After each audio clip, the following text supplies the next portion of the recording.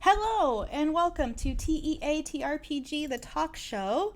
I am Nikki. I am the producer here at TEA TRPG, and today is our June episode, which means it's our Pride episode. And we could not be happier with our guests today. Darby bought a new shirt. We are so excited to see it. Darby, what do you have going on in the TTRPG world? I made a game a while back. It's called Gas Leak. It's for 3 to 6 players about hiding your farts in public. Super classy. You can get it for free on itch, or you can give me money. It doesn't matter. It's I, a game. I, That's what I've been doing. I love you. You are absolute chaos, and it's wonderful. Mhm. Um, Darby does have one other thing that is about to be happening because we have a Oh session yeah. zero tonight Okay. for Time Chasers, which will be on Critical Misses on Monday nights, Yeah. starting tomorrow. And that will be using the Cipher. Cipher system. Yes. Yes. Time and time brackets again will be 5 p.m. That's what PS. it was, time and time again. Yep. Yep. Okay. Yeah, yeah, We yeah. are the time chasers. I see, I see. Okay. Yes. It does sound like silly friend scribbly wibbly. We also have on Friday nights on this channel, you can watch Perdition, Trials of the Eight. We are coming up on our fifth episode. We have the full cast now. It has been drama, it has been mess, it has been super fucking gay. So please show up for that because the cast is just so good. And then on Monday nights on this channel, you can also watch Thirsty Derby Lesbians, which is our roller derby themed Thirsty Sword Lesbians game that is being run through the month of June, which is also really cool and gay because that's what we do here. Cool gay shit. Anyway, Darby, I have nothing else to plug. Why don't you introduce our first guest? Yeah, of course. Well, introducing TTRPG writer, streamer, producer, and actual play performer. She received the Game Hers Award for role playing and has just announced her first project with Pathfinder, Howl of the Wind, coming 2024. Welcome, Christiana. Yay! Hi. Bah, bah, bah, bah, bah, Bow, bah, bow, bow, bah. bow. I'm Wait, so I have a excited to horn. be here. You have a horn? Wait, wait, wait, Yeah, she's got a whole like deck back there. I Yeah. I am an love adult with adult money. Darby does it's just chaos and I love it so much. So yeah, what's in your Yeah. cup today?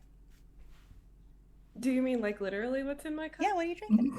Just pens. Oh, two things. Well, I just finished it. It's probably why I'm getting like a rush of energy now. Um, my partner started making this thing that we found on TikTok, I think. It's actually a Portuguese drink. It's like a limeade made with water, limes, and sweetened condensed milk that you like blend all together with the rind on and everything, and then strain it. And it is so delicious. But it's like really sugary, so I can only have a little bit at a time. So I've had that, but I also have a 75-ounce jug of water that I drink every day. Amazing. So you stay hydrated. Stay hydrate or die straight, as I like to say. Yeah. Yep. Uh yeah. So, but Nikki has something prepared, has prepared the overlay for this.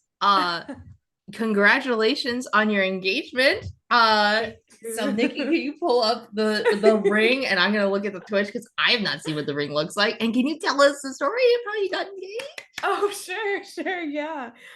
So it was on Friday, as some people may have known. I knew it was happening. I just didn't know when specifically, but I was like, is it Friday? Is it Saturday? I don't know. Josh and I are both really smart and we like puzzles. And so he had been throwing red herrings at me for like months now. And so I was kind of convinced that it was going to be Saturday, because Friday rolled around and it just kind of felt like a normal day.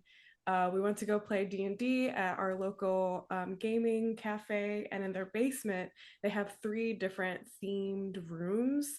One is like the one that we were in was a forest. There was another one that's like a spaceship, and another one that's like a Victorian Gothic library. And you can rent those rooms out to play different games in. They're super fucking cool. You can control all the lights and like soundscapes. It's very ambient and it moves around, so it sounds like there's a waterfall or like creatures chittering or frogs. And like he was super cute and nerdy about it. We were playing with friends. My brother was the one DMing, and we were all playing sorcerers, and apparently they had hoped that I would play a cleric because that's what I usually like to play when we do D&D. Um, but when I played a sorcerer, my brother randomly decided to give me the revivify spell, and we were fighting like the final boss in this one shot we were playing, and one of my friend's character died, and I used that diamond on him, but I was supposed to use it on Josh's character. And just like with the role play that happened, my character ended up a lot closer to our friend's character than Josh's character, who was also dead. Um, so I kind of threw a wrench in that plan, I guess. The But best laid plans and all that. right, Yep. exactly. Classic RPG. But I guess they worked it out. Like he vamped or whatever, because at some point when I was like furiously looking through spells, because I'm the only one alive in our party of four at that point, he was kind of behind me to the side. There's a video of it. I'll post it at some point. But he was like, so you need a diamond, right, to cast Revivify again? And I was like, yeah, like scrolling on my iPod, but like, I don't have anything to help you. And he's like, I might have one or something, super corny like that. And I turned to him and I looked and I saw the ring and I like shot back forward, like, what? And I just kept saying what, I think, over and over. I completely blacked out, but it was very sweet. And then like 25 of our friends were upstairs waiting for us, and I had no idea. So then we got to like hang out and have drinks and talk, and it was a great time. It was perfect. It was kind of really perfect. So I'm very happy. That's very cute. I So love Josh. cute. This makes me Yeah, very happy. he's a good one. Really, really is a good one. I didn't think that me, the gayest person in my life, would end up with a straight man. But if it was going to be a straight man, it was going to be Josh. Like, he's perfect for me. So, Absolutely. He Well, is our he's changing. our token straight in the home game. Everyone has to have one token straight yep. like, somewhere in your life.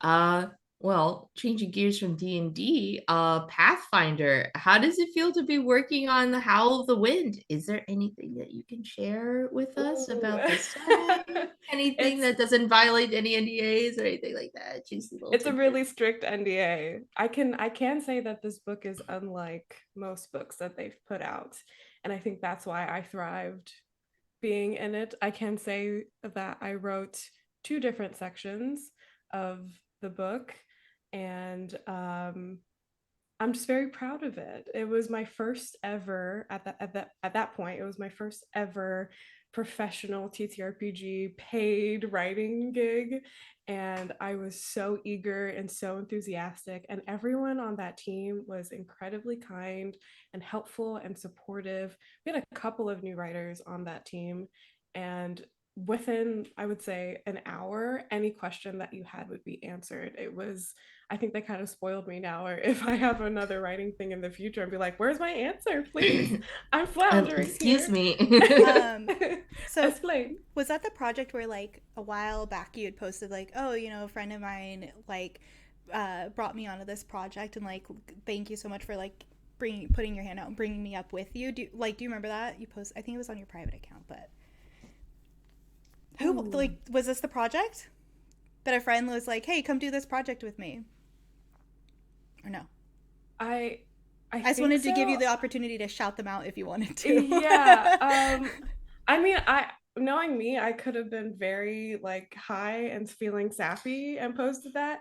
I wouldn't call James Case, who's the lead on that, my good friend, but when we met over Twitter, it was a very, I don't know, I don't know how to explain it, but he is indigenous and um, just was looking for other people kind of in that same boat of people of color who are writers who don't really like have their foot in the door yet.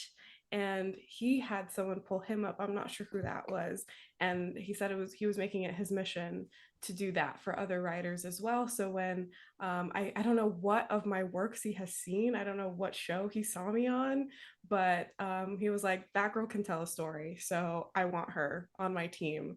And so shout out to James Case, I guess, at Paizo, because he's fucking awesome, and I thank him every day, every time I think about it. To just, I don't know, be a person who not only um, opens seats for people at the table, but like provides food for people to eat at that table. Because this opportunity is going to open me up to so many other things, hopefully. So it's pretty great. I'm sure it will.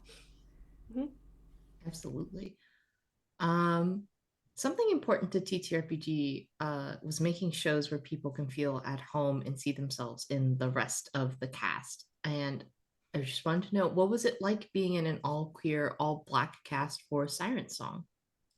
And that was so special to me. And it was during Black History Month too. I didn't even put the connection together too that we were all queer until now. So that's kind of blowing my mind a little bit as well. But especially being a Black woman who most people don't even think is Black, most people think Latinx or a mixture of something, but like I'm Black and Asian. That's what I am. And I've had to put a damper on my Blackness for 26 years. My parents don't really, they never really gave us a lot of information about our heritage because we're also immigrants from South America. And so it was just assimilate, be normal, fit in. And I did everything I could to be a little white girl, to be honest. Like I was trying to get into all the same things and have the toys and do all of the sports and activities that would make me seem normal and make me seem less like a little girl of color. So being in the show, as kind of silly as it sounds, helped me embrace my Blackness. And it's not that like, oh, we're so different than everybody else, but it's just about representation, about like seeing the entire table and the GM and the characters in the game, to all the NPCs being people of color or just like people of other races that aren't human. So you get used to that feeling of, I'm not so different. Like, there's nothing to stare at here. There's nothing to laugh at here. We're just people with souls walking around and trying to make the best out of what can be a really shitty world sometimes. So that was an experience that I will keep with me forever. And I hope to have more like that soon. Yeah, definitely relate to the trying to assimilate and be like my white peers, like to the point where I've accidentally called myself white multiple times. Just if I'm not looking at myself, I forget what I look like. And I grew up in like predominantly white neighborhoods and went to a school where I was one of 3 Asian kids. So it was like, yeah, I very much I relate to your story. And we are normal too, is the thing. And I think that's something like shows like Siren Song help bring. It's like we're not, it's not normal to words, language. We are normal too. This is normal. Yeah. Yeah. So who is the character you feel is most like you and who is the least? Oh my gosh. Ooh. I I think this might scare people. Nikki already caught on. It's kind of the same character for both, but I might have a better one for not like me. Most like me, which is a little scary for people who might know this character, is Satya. She's terrifying. Her nickname is Murder Backpack, and she embodies and amplifies the part of me that is like, I don't give a fuck what happens to me, but I will stand up for my friends and I will stand up for what's right. I'll stand up for strangers. I'll stand up to the marginalized. You can kill me. I don't care, but don't you dare lay a finger on them. That is like the thing that I'm passionate about. And I put all of that into her. And then she became this violent little girl. But I'm not I'm not that violent. But I do feel like maybe in that case, or if I lived in that world, I would become that way. Maybe, who knows? We knew we were in trouble when Satya gave herself a haircut and grew some bangs. Yeah, season 2 was a ride. Least like me though, I would probably actually have to say it was another game that Nikki was in. Was Dawn in the Vampire the Masquerade game that I played. She was, what kind of vampire was she? They're I think like she the was a kind of Toreador because she was wacky like a one. cult leader. No, she was a cult leader, but she wasn't a Toreador though. It was like the other one that's like a little wacky out there. Oh, Um, was it Bruja? Was she witchy? no, God, I that don't was Christina's remember. character. I Oh, forget what it's Malkavian. called. Was she a Malkavian? Yes, That's what it was. yes, she was a Weird visions of the Malkavian. future. Yeah. Yeah, yeah, that's a Malkavian through and through. But she So had the yeah, look of a Toreador. yeah, I she feel was like very legally obligated. alluring. Every VTM character I have pretty much ever It's seen, hot. except someone playing a Nosferatu, is like, I am hot. I am Okay, but putting call me a points monster into fucker, hot. but some Nosferatu are also hot. I mean, like, listen, you do whoever you want to do, and also, I've not seen somebody go, my vampire is so fucking ugly, like they're hideous. Like everyone's like immediately like I'm putting points into being hot. Like I'm putting like merit points into hotness. It doesn't matter if I'm a Absolutely. Toreador already, more. Like Yes, I fully agree. Like if you're a vampire, you're immediately hot to me. So I don't know. I have yet to see a non-hot vampire. But Dawn was probably the least likely just because like I would never want to be a cult leader. I don't like using people in the way that she did, and I don't want to be responsible for you. I'll defend you, but like leave once I'm done. Um, that's kind of it's kind of it, I guess. yeah. Can you tell us about your Gamers Award for role playing and what character and show that was for? Yeah.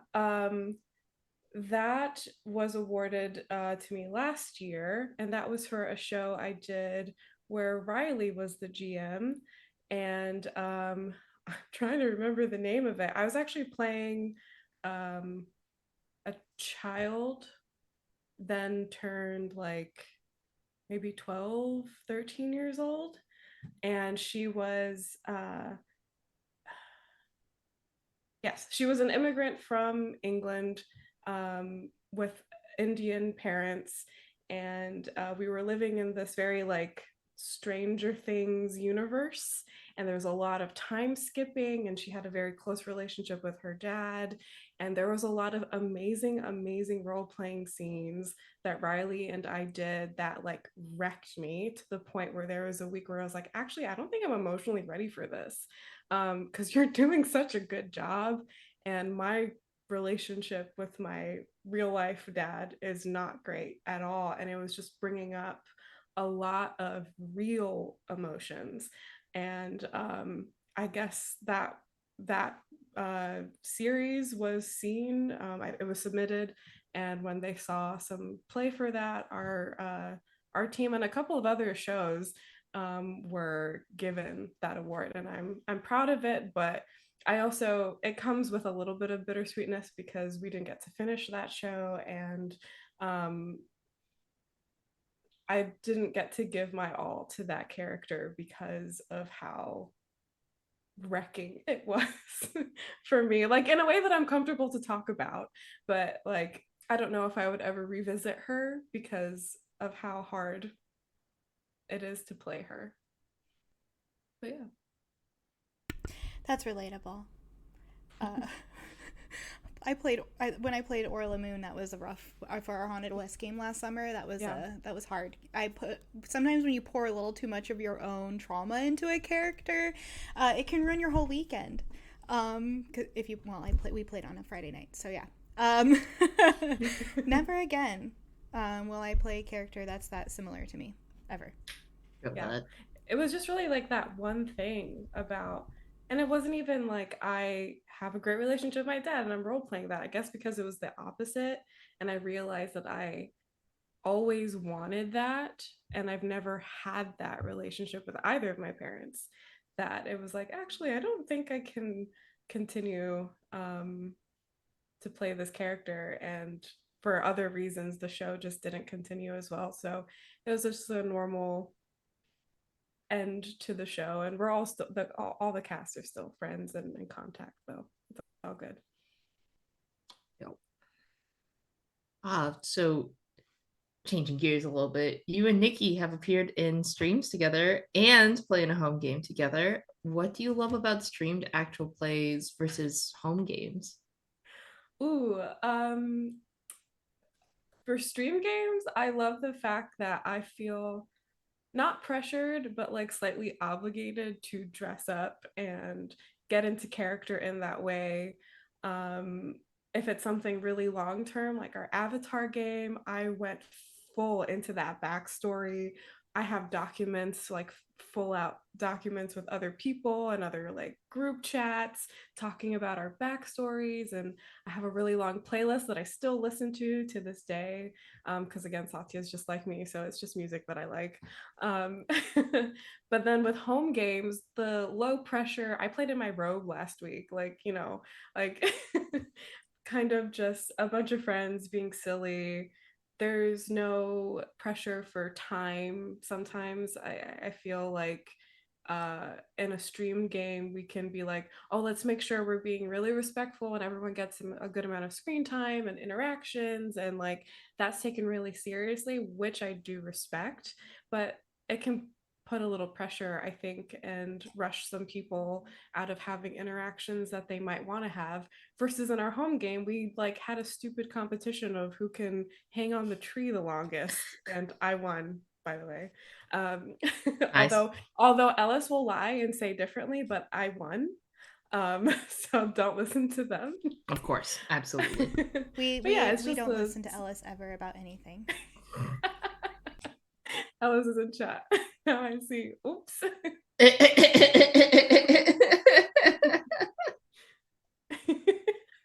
How did you know I was typing out lies? Because that's all you do. Eat hot chip and lie. Thank you. I rest my case. Yeah, I relate. I think about like home games where it's like, all right, we spent a whole episode doing like fuck all, Oh, just fuck like, all. yep. Filler episode. Yeah. In one of Uh-huh. my games, there's like the GM had like the pit. It's like this random place that's full of random magical items. It's like 10 different D100 tables that you roll on to go on which tunnel do you go down, what item do you pick up, like how we're, and it could be anywhere from like you found a potion of healing to like here's a ninth level spell scroll, like have fun with that. It's we spent a whole episode like debating like, okay, what do we sell so that we can get more money to run through the pit, like Oh, do fair. we need more pit time, and then talking to the pit man who was like a naked mole rat man who was like, Oh. hi, my kids are last summer in these tunnels, they'll come out eventually maybe, I have 18 of them. I'm like, what a disaster of a man, like I love And him that's why so much. It's like home games are just 4 hours just amazing. spent Yeah. on like, do we go deeper into the pit again or do we not go into the pit? Like Yeah. I nothing love but running point. carnivals at home too. Like in my home game, second session was just like a carnival. Have fun, make some Yeah. rolls, win some stuff. They accidentally won a cursed item because that's what I rolled, but you know, they're fine. They'll be okay. Cursed Only items are slowly just dying. cursed items are just plot waiting to happen. It's a Yeah. little gift for you. Like now you have Yes. to go do this quest You probably. can have a cursed item as a little treat. Yeah. Little treaties. It's a little treat, a little treat. Uh Last question I have for you before Okay. plugs. At TTRPG, we find that people use TTRPGs to explore parts of their identities, and you seem to have done that quite a bit with your character work. Can you tell us about what that's been like?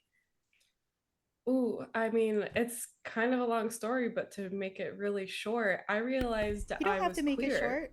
This is a talk I show. mean, Unless it's going to be well, 30 minutes, okay. but To make it medium, to make it really medium, through creating these characters and playing and interacting with more queer people than I ever have been able to, because I grew up in a very religious family and just like wasn't allowed to explore that part of myself, even though I suspected it was always there. um yeah, I realized that like I have been shutting out a whole part of myself, and when I get to be someone else, I was always choosing to be someone who liked girls or just like people who didn't have any gender identities. And I was like, okay, you know what, that fucking means something. Let me talk about this and explore this with my family, like my found family, people I feel safe with. And yeah, I joined the Alphabet Army, and I guess it was just something I don't want to attribute it to like a single game, and it definitely wasn't. But over the course of maybe 2 years, I had a lot of really eye-opening experiences and conversations and role playing. Some with games that Nikki was in, some with games that she wasn't, and I will just forever love this community that she's built, that you both have built, and would want to be a part of it for a long time because it's very important to my life and to my journey at this point. So, yeah, it's been really wonderful, I would say. You're gonna make me cry because that's not where I was going with this question. I know part of that journey was our Avatar game. So, Yeah. anyway, when we wrapped on our first season of Avatar, we all stayed in the crawl and cried for like 2 hours. Like that was We really did. really important game for a lot of us. Yeah. So There was a lot of exploration happening, I think, for all of us in that game. And um, even just like character wise, like being queer aside, but finding out that this is going to sound weird maybe, but like I was always called like the emotional kid, or like I was the emotional child in the family, because I would cry at like the drop of a hat anytime anything got emotional.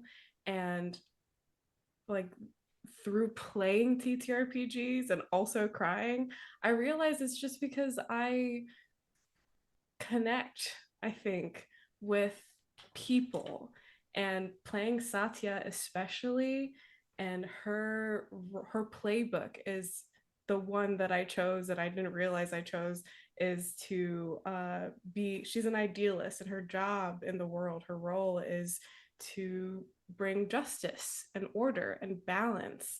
And when I don't have that in my life, I feel unstable and I feel emotional, and sometimes I feel a little out of control. Um, and I realized that it was okay to feel that way, and that I could cry about it. Like that is the probably first thing I should do instead of getting angry or lashing out or whatever. Like I should just cry about it and be hurt and then find ways to help it. Like everything that I've experienced in my life, from homophobia to racism to just discrimination for whatever fucking reason, it has hurt me on the level because it hurt me, but it hurt me because it hurts so many people. And I think about that and I take it on as my own. And I stopped feeling guilty about that for a long time. And I just decided to do stuff about it. So I chose my career path so that I could do something about it. I chose my partner who's also a huge advocate for all the same things that I am. Like it's just who I am. And I love that TTRPGs help me settle myself in that journey, if that makes any sense. But yeah. Well, thank you for all of that. Like, is there Sorry, anything? I don't got on a tangent apologize. there. Don't apologize. It's perfect. How dare you talk about these really How cool dare you make and me deep feel things, emotions? Christiana? No, How dare? how dare you? Oh, is there anything you would like to plug before we bring on our next guest? Ooh, not a lot at the moment. I'm technically like on my summer break. I'm not like streaming for a while, but I have, like I said, a really awesome project happen or coming out with Paizo next month. It's a book called Howl of the Wild, and it's gonna be fucking fantastic. Like, if I can give you one word, is like solar punk, and that is so my vibe. And I got to kind of choose that vibe for the book because of what I wrote. So I just will talk about that forever if I could. I can't. Thanks to NDAs. But You TTRPG will one wise, day. one day. TTRPG wise, I've been recording a podcast for a little bit. We're wrapping that up very soon, and also a Star Wars esque type game that's coming out soon. And when I have more info, I'll post about that, but I'm not sure when those are coming out. Just been working on them pre recorded. But yeah, I'm very excited for both of those. So I'll let you all know when it happens. Awesome. Okay, Darby, do you want to introduce our next guest? Yes, I would love to introduce our next guest. Our next guest is Banana Chan, pre WGA screenwriter and award winning game designer. Welcome on. Hello, thank you so much for having me on the show. Bow, bow, I'm bow, bow, bow, a bow again. Oh yeah.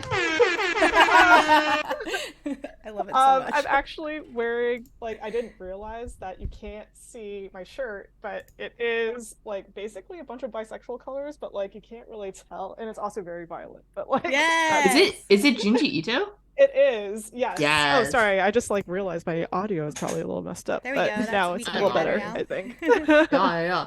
I love Junji Ito. Like the dichotomy of this man making some of the most horrifying like Yes. content possible and then being like, hi, I'm just like a happy little dude. And here's like a manga about my cat. Like Yes. I love that he both loves and is terrified of his cat.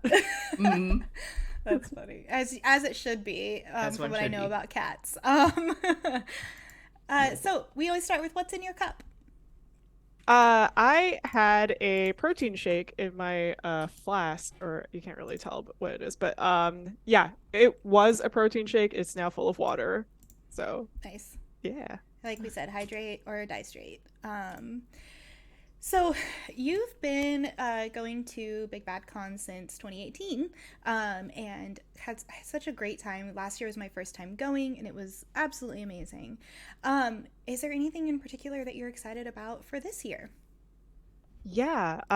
So actually now that I think about it, I think I've been going to Big Bad Con since 2017 or 2016.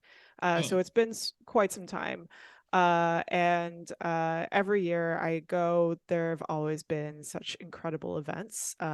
Sometimes I go to other conventions and they also have like, great role-playing experiences and great games that they show.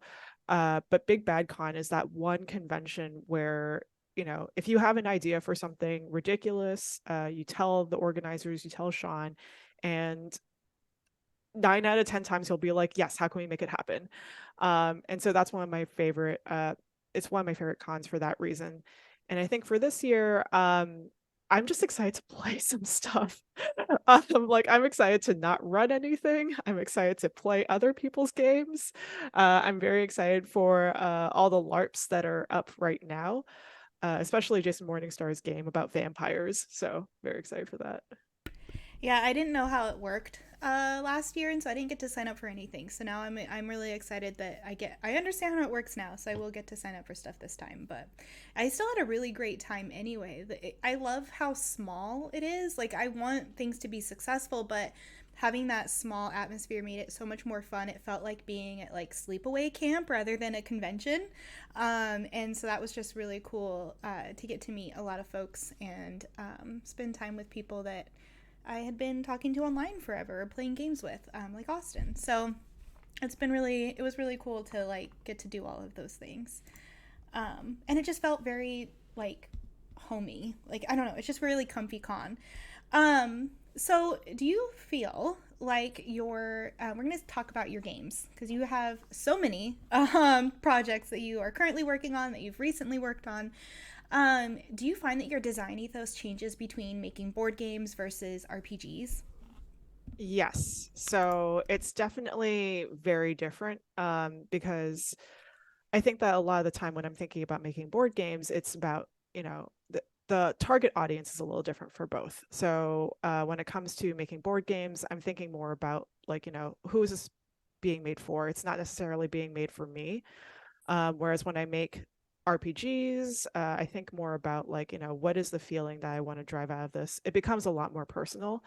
And with board games, it usually ends up the goal for board games for me is I usually want to try and get into mass market, because royalties are great.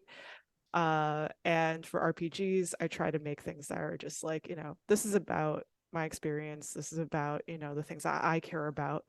Um, and that's sort of where that comes from. Do you find yourself going back and replaying your own games, or is that not something like you're Oh like I make gosh. it and then I don't want to play it ever? I hate playing my own games, not just because I made them, but also because I get very sick of like, replaying stuff over and over again. And when it comes to play testing, when it comes to like all that development work, I've put in way too many hours into doing the same thing over and over again, especially when it comes to development. For board games, the interesting thing is that, like with playtesting and development, the game changes over time. Whereas with RPGs, I feel like, sometimes when we do development, it's like we're playing the same scenario over and over and over again. We're just testing to see if the mechanics work. So I would say that even though I enjoy playing my own games sometimes, especially when it's like fresh, especially when it's just like, okay, like let's get this out there, let's see if this idea works. That's like, the best part of it. But after a while, it's just like, okay, I've done this so many times. I need to do something else. Please, like, can you please run a game for me versus like making me run my own game? Absolutely. Um, One of the games that I am like was so excited for was because of a TikTok you made, and it was Damos Academy, and you made a TikTok where you were cutting out your character and talking about the game, and I didn't get into horror games until I got to play Bluebeard's Bride with Jess Markram, but hearing you talking about Damos Academy and the things that you can explore within that game really I don't know, it's just I wanted to play it so badly, and I was obsessed with paper dolls as a kid, so I totally get the appeal to as to be able to do that as well. um yeah, me too. So Christiana just said in chat that video is what made me back the Kickstarter. And it's the same thing. I saw that video on TikTok and then went and found the Kickstarter so that I could back it. And the funniest part is like, I didn't even know Austin worked on that because I will back anything Austin works on. And so it was really funny. But especially because like as far as I know, Austin doesn't really like spooky stuff that much, so it's just really Yeah, funny they to me when don't. people get her to work on like scary games. But yeah, so that was like such a cool idea, and that I see that happening again where you're making art with your games when we look at Forgery. So Forgery is a solo horror paint by numbers tabletop role playing game about an art forger commissioned to recreate a cursed painting. What inspired this project, and why do you what makes you want to go towards creating art with the games? Yeah, so I think this is something that I've been thinking about a lot as well, where it's like, why I end up usually having like artifacts at the end of the games that I create. Even back in like 2016, I had a bunch of games that were just like very much artifact based, or the act of like creating something to hold on to Keepsake after the game. games. Yeah, keepsake games. Like I feel like that kind of uh, is sort of important to me because I think that, we're having to create something that is a part of ourselves. Like, especially when a player gets involved, the game no longer becomes a part of the initial designer's uh, uh initial designer's like idea or intent. It becomes like, something bigger where the player is involved, and I would like to have that for the player to feel like you're creating something out of this. It's not just me putting this out there uh for someone to play, it's you injecting yourself into the game. And so that's sort of one of the reasons why I was really interested in keepsake games and creating artifacts. But for forgery specifically, it is very much inspired by like my own past. So a lot of these games, they are inspired by, the things that I've experienced. Damos was inspired by my experience in boarding school. Even though like the initial idea was like based around the nutshell studies by Frances Glessner Lee, which on a tangent, she was this heiress to like some sort of I believe it was like ketchup or something like that. Like she was like this heiress who like had a lot of money, and she made all of these doll houses depicting murder scenes. And so initially the project was based off of that, and then over time I was like, oh, I should inject something that's like more closer to home, so it feels like a little bit more personal. So that was one of the reasons why I made that game. But for forgery, I went to art school in New York. It's very much like the idea of professional jealousy, the idea of like competing with other people when it comes to creating your art, like all of those things, they surface in this game. So that's one of the reasons why I wanted to create it. That's really cool. And I just love the idea of like somebody being commissioned specifically to recreate a cursed painting, and not just like that there's something in particular that the person who commissioned them is looking for, which is I think is interesting because one of the things I wish would come back into fashion is rich people like being artist patrons. Yeah. Maybe not to like paint cursed items, but I want Tchaikovsky's setup where this rich old lady was just like, I like your vibe and your music. Let's never fucking meet, never talk to each other. I send you money and you make music. And the only time they ever met in person was completely by accident. Once they realized who each other were, they walked in opposite directions. I want that. that sounds like a rich person with autism. Yeah.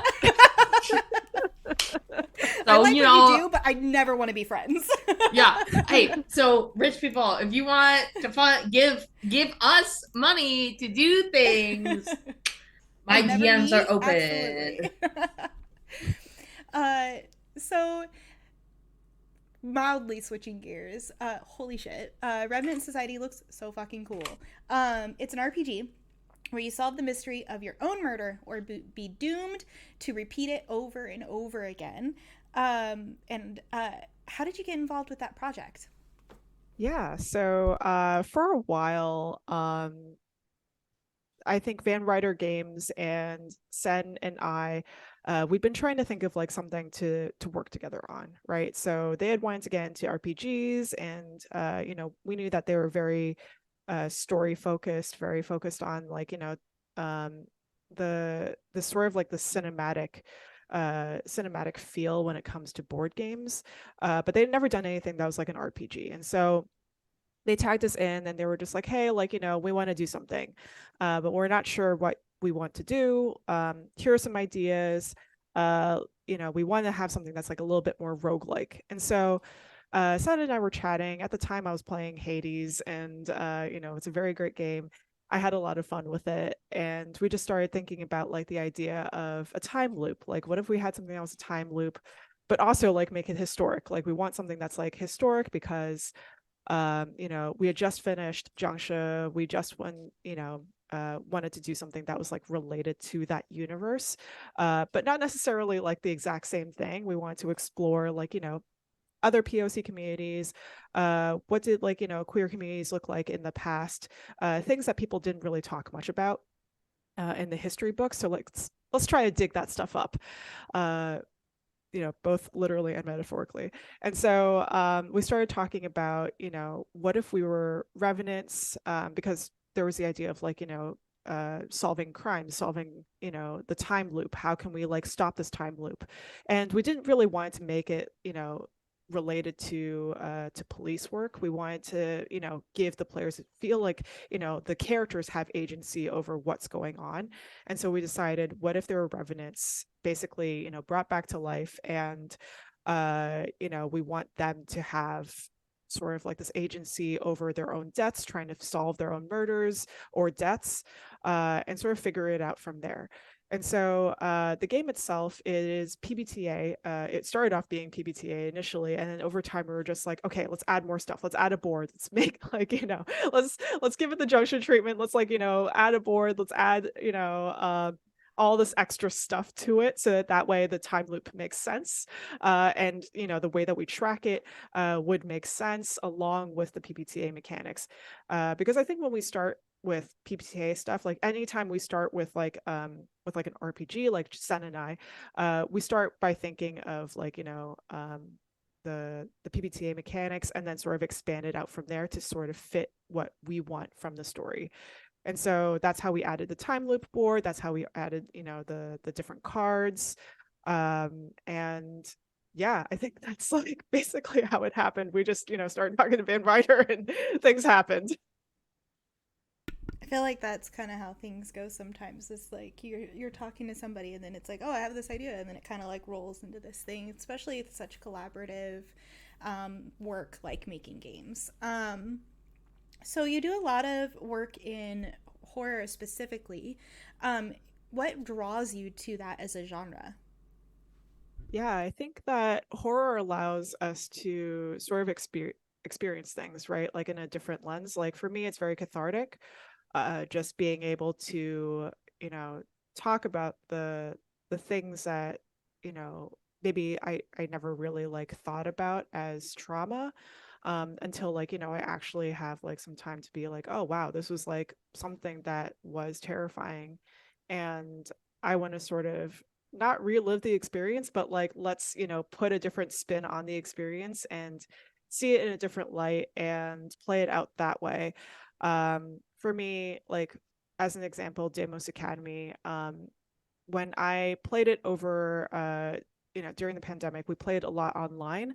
But when I first played it in person, using like, you know, actual paper dolls and things, that night I had like the strangest dreams, and it brought back like a lot of memories of boarding school and, you know, some of like the weird stuff that had happened that I had completely forgot about. And it wasn't necessarily in a time where it was just like, you know, uh like it wasn't like it didn't feel dangerous to me. It didn't feel like unsafe. It felt like, oh, I'm experiencing this, I'm remembering this, and I'm acknowledging it, and now I'm able to move on from it. And so that's one of the reasons why I really like horror. I think I just really like, you know, putting a different, seeing things through this lens where it feels safe for me to, you know, talk about the things that I've experienced in the past. Ah, there we go. Okay. When you're talking about exploring these things safely, do you play horror games exclusively with people that you are close to, or do you prefer when you play solo RPGs? Like, how does that work for you? Yeah, I think I usually like to play games in general with people I like Yeah. ideally. So home games for me, love them.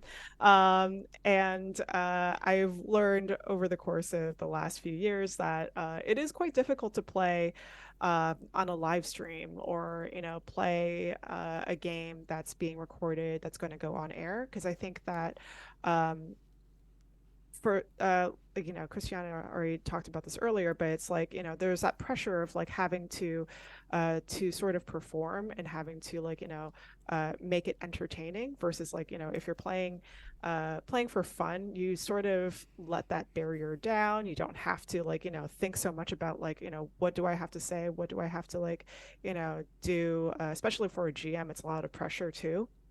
And I think that there's also, uh, for me, some live streams I've been on in the past, like, you know, we sort of forget about ourselves when we're talking about safety. And so the emphasis becomes like, you know, we want to focus on the audience experience. We want to make sure that the audience is enjoying this versus you know, making sure that we're enjoying it as players, as the GM. And I think that ideally for me, like, you know, that's something that that I enjoy more than playing on a live stream. I find that relatable. I stopped. I was a professional GM for a bit, and I had to stop because I didn't like not having control over who signed up for my games. And not and like having people think that because they were paying me, they could get away with things that I would not be okay with. And so I was just like, okay, this is not the job for me. And I there's like a lot of things I won't play with people I don't know, and or even like um I would not have played Bluebeard's Bride with a male GM. Just because like it's a about women, like trauma specifically that happens to women. So it was like I would not be comfortable playing that game with a cis man as the GM.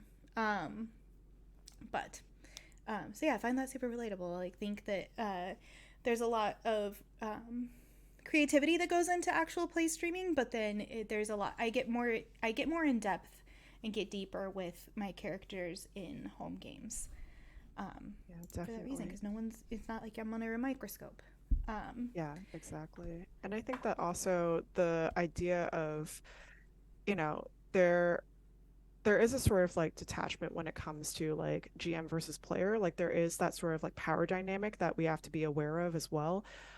Because, you know, especially with like a lot of games that have guardrails, maybe less so with like collaborative storytelling games, but like games with like stories that are very very much on the rails. The GM is usually the person who has the most power in the situation, whether they like it or not.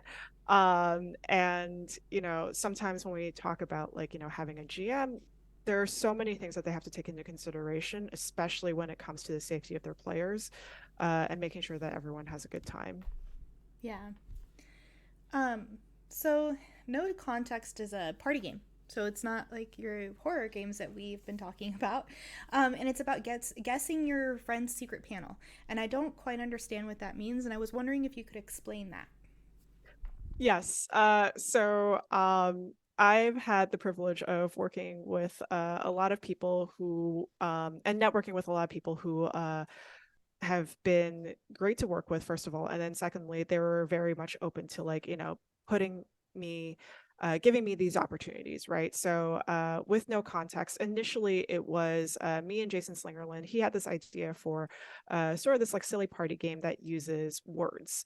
And so we turned it into this game about guessing pictures. And so uh, basically, each player, they have like a tableau of different images that they have to remember um, as their own. So you would get a card that says like, A is your target image, and you would have to remember, okay, A is my target image. I want to make sure that everyone else understands what my target image is. So it's sort of like charades with other cards. So you see like, there's an image in front of you and you're trying to make other people like guess that image with other images. So you would only be able to tell them this is close to this image, or this is not close to this image. So it'd be yes or no. There's no in between. And you can't really like say anything else. You can't like hint at it. You can't like, uh, use like other types of communication to make them think it's like, one of whatever other types of images on the tableau. And so the game is like very much focused on like the storytelling aspect at the end, where it's like after we've guessed whose images are what, or whose images are whose, then the player gets to be like, oh, well, this was my thinking behind why these images that I've chosen are like that one image. And people will be like, oh, how is that that? And, this doesn't look like it would match that. Like Um, Mysterium, when someone's like, here's this right. card. I'm trying to get you to get the round stuff. It's like, this entire thing is blue. The bathroom's Yes. blue. Where is the logic in this? Yes, it's exactly like Mysterium or Dixit. So it's very much like, image based, but it is more like a party game versus like, something a little bit more serious, I guess. And we had the privilege of working with Skybound on that, and they paired our game, the mechanics, together with Mr. Levinstein's artwork. And so now that's sort of how it came into being. It's really cool, and the art's really colorful, which is also fun. Um, and like I want to play it because Mysterium is great with the right people. With the wrong people, it's terrible. So I'm curious if this one will be a little bit easier than playing Mysterium.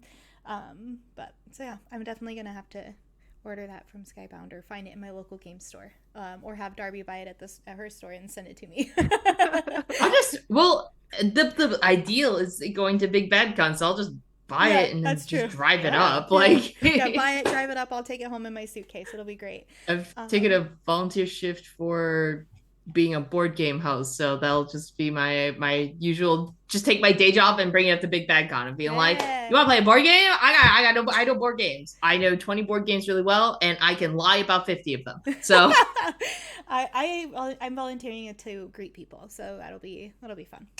Because I picked like an early shift because I'm like I am a morning person. I am a teacher. Like I'm used to getting up early. I'll do this. I will take one of these shifts here. But I'm excited to go back to Big Bad Con. I think it's gonna be a really great time. I'm excited to go Um, for the first time. yeah, I know. I'm gonna hug you so hard, Darby. Okay, so uh, so do you have anything you want to plug that we like didn't already talk about with all these amazing games that you have going on? Oh gosh. So right now, Forgery is on Indiegogo. I'm going to be closing it out soon.